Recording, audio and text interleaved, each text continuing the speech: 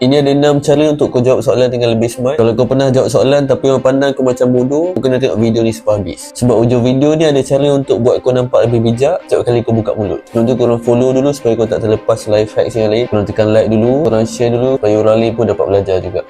Nombor 1, kau boleh jawab dengan cerita pendek. Contoh, dulu aku pernah handle projek yang chaos gila. Semua kena kabut. Tapi disebabkan satu benda ni aku buat, settle je semua. Benda ni akan buat orang rasa nak tunggu ending cerita kau. So orang akan dengar sampai habis. Nombor 2, kau guna rule of 3. Contoh, ada 3 je benda yang kau kena buat. 1, buat orang dengar. 2, buat orang faham. 3, buat orang ikut cakap kau. So ayat kau akan nampak lebih power dan teratur. Kemudian orang pun senang nak faham, senang nak hadap. Nombor 3, jawab dengan what if. Apa jadi kalau sebenarnya masalah yang kita tengah hadap ni ada benda simple je nak settle dia, tapi cuma kita je tak perasan. So kesan dia akan buat orang fikir dan terus nak tahu jawapan kau. Nombor 4, buat orang rasa penting. Contoh, soalan kau ni padu babe. Ramai orang tak perasan sebenarnya benda ni boleh ubah hidup dia. So kesan dia, orang akan rasa dihargai dan orang akan fokus nak dengar jawapan kau. Nombor 5, kau jawab dengan humor. Kalau aku jawab ni, kau jangan gelak pula sebab benda ni pernah buat bos aku terus senyap. So kesan dia, perbualan tu akan jadi lebih fun dan buat orang enjoy dan ingat apa yang kau cakap. Nombor 6, akhir dengan soalan. Tanya dia, kau rasa betul ke ni? Ataupun kau ada cara yang lagi power. Kesan dia, orang tak terus scroll, dia akan engage dan respon. Sebenarnya ada banyak lagi cara lain. Yang aku share ni 6 je. Kalau korang rasa info ni okey untuk korang apply, korang komen kat bawah.